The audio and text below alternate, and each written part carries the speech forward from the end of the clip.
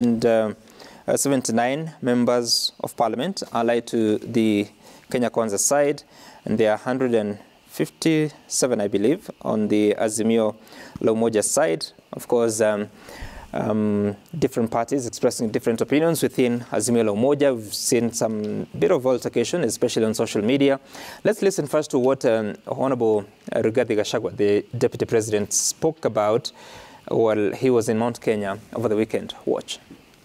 Hapa kwetu Mlima Kenya kulikuwa na 13%, walikuwa wamepotea njia, wamenitafuta, wafanyabiashara, professionals, wanasiasa wameniambia they had been intimidated and coerced, roho yao haikuwa huko, na nimewaambia mimi na William Ruto tunasema karibu nyumbani, tufanye kazi pamoja. Kama serikali ya Kenya Kwanza tuko pamoja na tuko chini ya uongozi wa Rais William Ruto na naibu wake Rigathi Gachagua, na serikali yetu iko imara. Nataka kuambia na kuhakikishia kule bunge tuko pamoja, na sisi tuko nyuma ya William Samoei Ruto na Rigathi Gachagua, na hatutaki siasa. And I want to assure you that those who still believe there is disunity in this government, they will be shocked and they will realize that this country shall move together. Wanafikiria sijui kuna shida,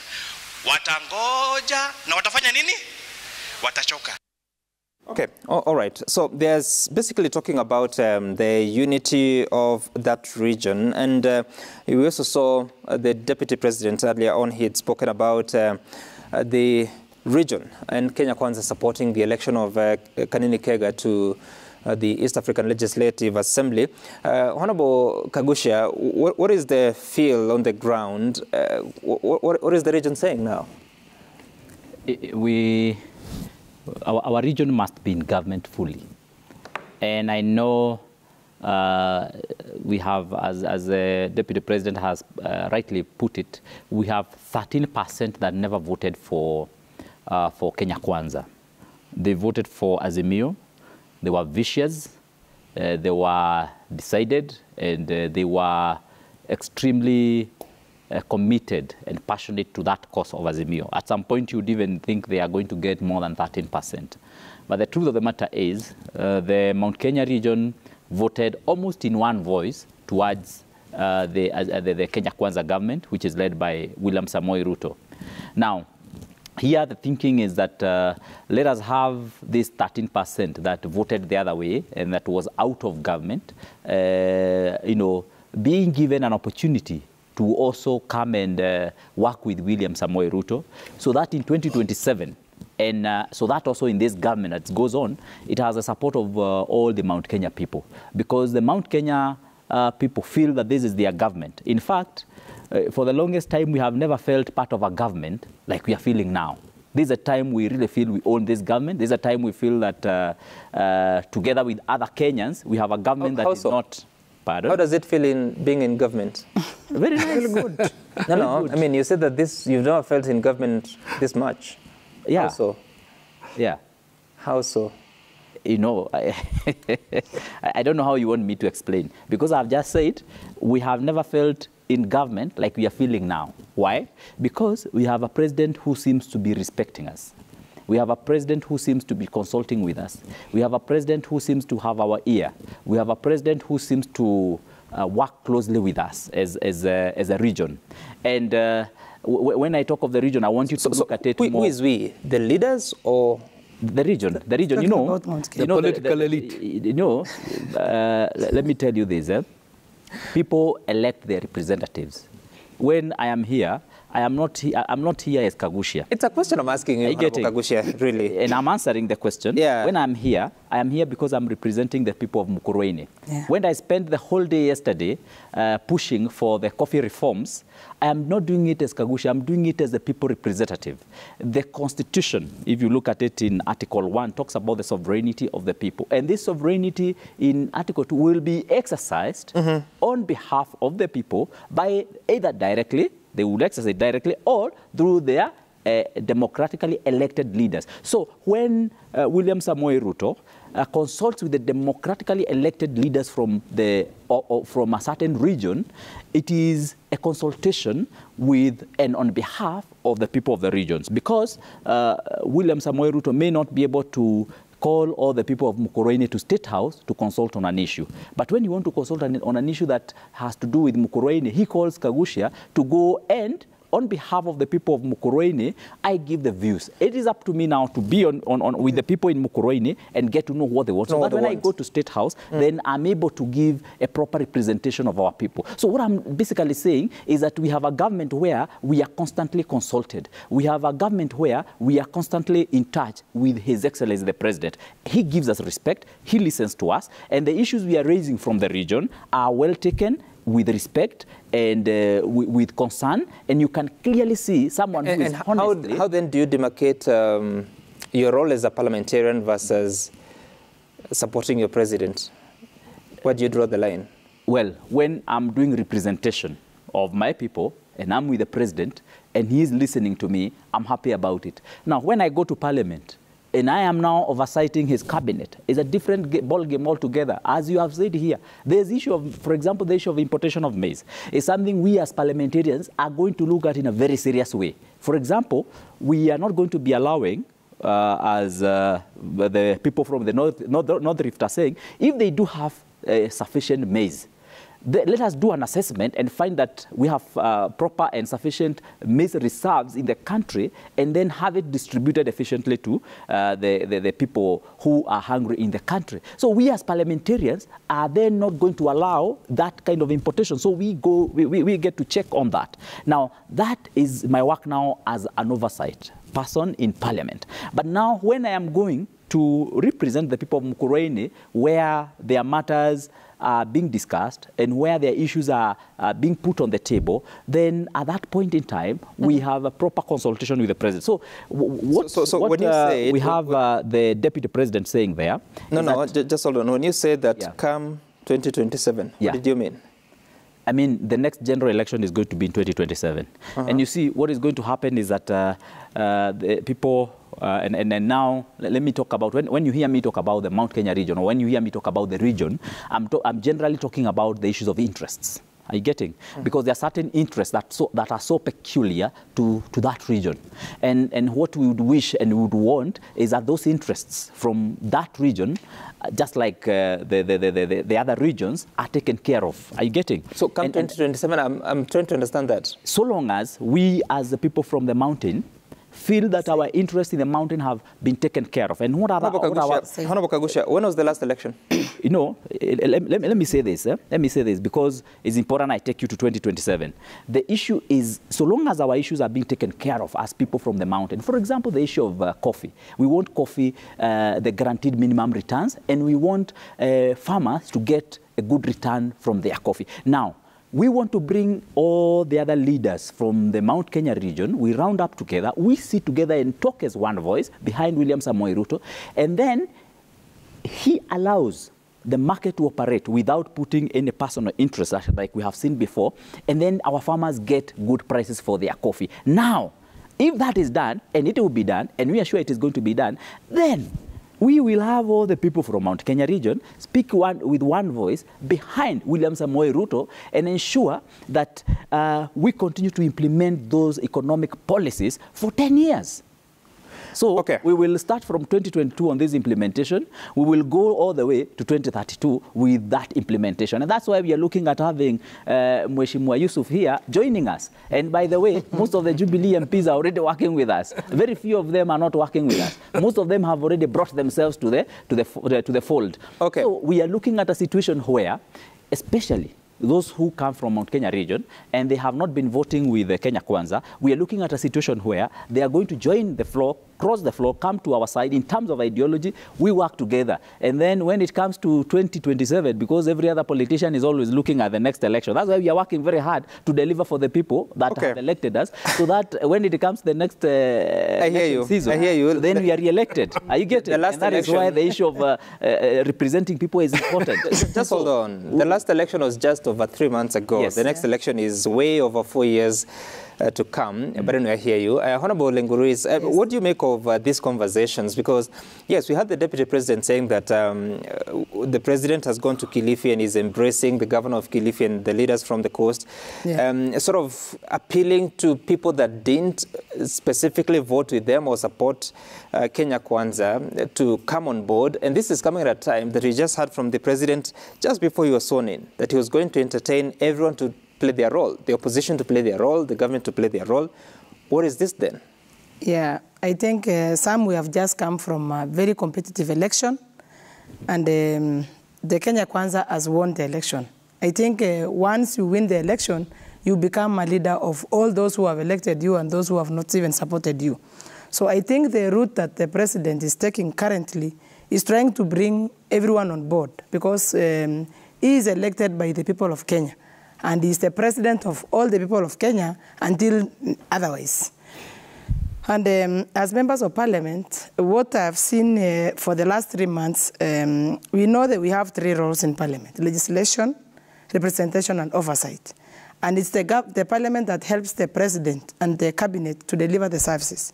So the kind of synergy that I have seen, people working together from different political divide, because now we represent the people, and if we put our efforts together, if we put our ideas together, if we put our energies together, I think we will help the President. What is putting hands, ideas together for you? For me? In a multi-party democracy? Yeah, you know, we are representing people. If I sit in the government and I don't see service delivery to the people of Samburu, then I will be doing nothing in that government. But so long as my people are getting services, it doesn't matter the kind of political party that has brought me to the Parliament. But what is important is delivery of service to the people. But if you look at my brothers from the Azimio side, most of them are coming to join us because I think they have seen us bringing them on board, because they want to see their people being served. They want to see their region being considered like other regions. So I think that is important for the members of Parliament. What would they suffer if they don't join hands? If they don't join hands, they will be outside and they will not be able to deliver what they would have delivered if they were in government. Why? So, I mean, what do you mean in government? You're already an elected MP. Yes. What more do you need? Sam, I think you are not a politician. Yes, I am not. Yeah, you are not a politician. And if you want to serve your people well, you must work with the government. If you become in loggerheads with the government, then your people will be disadvantaged. I mean, being elected on a different party from the President is being at loggerheads with the government? Sometimes, like what we are seeing now. For some of us, the introduction of GMOs is not a big deal, because this product has been scientifically proved that there is no effect. Mm-hmm. But if you look at our brothers trying to oppose it, just because they come from the other political side, that is what I'm talking about. How do you know that you're not supporting it because you're in government, quote unquote? No. The most important thing for us is to serve the people of Kenya. Okay. And that is what the President is doing, and the Kenya Kwanza government. That's why we are embracing our brothers from the other side, because we want to work well with the people of Kenya, and we want to deliver services. That's why we are here. Honorable Hassan, when are you being embraced by Kenya Kwanza? Sam, first of all, let me say that we are a constitutional democracy. We are a multi-party democracy. We have the separation of powers, and Parliament is one of the check and balances in our democratic system. So I must say that what I'm hearing now is really disturbing. It is an affront to our democracy and to our freedom that a president who has been sworn to promote, to defend, to respect and uphold our Constitution is working to actually undermine Parliament's prerogative and powers. And I think this is really a very dangerous thing that we must fight against, because it is about our democracy. It is not about Kenya Kwanza and about Azimio. I think we constantly seem to forget that we might be members of these political formations, but after all, we are Kenyans. And Kenya is our country, and we have a constitution to protect. So instead of the president and his party plotting to undermine the opposition, He should be selling superior ideas, policies and programs. He should bring just and equitable bills and legislations to Parliament so that he can get the support of other parliamentarians. But this idea of trying to crush and take control of Parliament is dangerous for our democracy and should never be accepted. And we must always preserve and protect and fight for our democracy. On the issue of Mount Kenya, I can see very clearly that the cracks are already appearing. In the recent East African Legislative Assembly elections, the Mount Kenya parliamentarians rebelled against the decision of Kenya Kwanza and their president. They voted differently. And it is very clear how fragile the UDA alliance is already. Because the interests of this, of UDA and the people of Mount Kenya are very different. The Mount Kenya people have been used to being in government, to be a major players in the political decision making, and they're not likely to stay too long in that space of being a minority group dominated by another. Government. They would go a different route in 2027, and I can hear the signs from my brother. And already the president is expanding his alliance beyond Mount Kenya. He is warming up to the coastal regions. He's warming out to the western regions. And I can tell you for sure that this alliance already 3 months looks very, very fragile than you would have expected. No. And we are going to see more. Give me you have said what you wanted to say. I'm alone. You are two of you. Is that the people of Mount Kenya voted in a rebellious manner. They were angry. They were frustrated. If they don't get what they need to get from this particular government, it's not going to be a permanent marriage. It's a marriage of convenience. And I wouldn't be surprised tomorrow if they make decisions in their own interest and move to the other direction. It is completely acceptable in politics that people move around. But I think this attempt to swallow up the opposition. Have you been approached? No, I have not been approached because I'm not. He has approached them. I'm not an approachable. I respect. What do you mean? You're not approachable. I respect the wishes of the people of Kamukunji, who, in their own wisdom, elected me as a member of Jubilee. Right. And there's absolutely no possibility that I would be betraying that particular trust that. But let me ask you this, because placed in me. Just hold on, because you're here, and I had your deputy minority whip Sabina Chege speak on the floor of the House, saying that Jubilee was speaking in different voices at different times. What is the state of Jubilee Party at the moment? How are you making decisions as a party? Well, Jubilee is a part of the Azimio Alliance, but I think. We follow the direction of our leadership in the Azimio Alliance coalition. But in any coalition, there are teething problems. There are differences. Don't forget the fact that, in fact, Jubilee is a party that has gone through a very drastic change from a major political party, the ruling party, 3 months ago. And now we're a small party in an alliance. And so there's a lot of problems in terms of finding out how we fit into the current dispensation, how, as an opposition group, what is our role, what should we be doing, what issues and what is the relevance of Jubilee in this new arrangement. So these questions are going around. And a lot of the Jubilee, key members of the Jubilee were defeated in the last election. They're outside Parliament. So we have two wings. We have a group outside, and we have a group inside Parliament. And of course, we need to come together to discuss our future and what role we should be playing in Azimio. Who's offering leadership at the moment within the party? Well, that is the big problem, because our chairman is busy on major national issues, international issues. And he has brought 2 big victories for Kenya.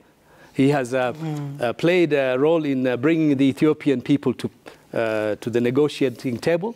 And now he's working very hard and very successfully in bringing about another positive political development in the DRC crisis. So I understand that he's very busy with issues of importance to us as a country and as a region.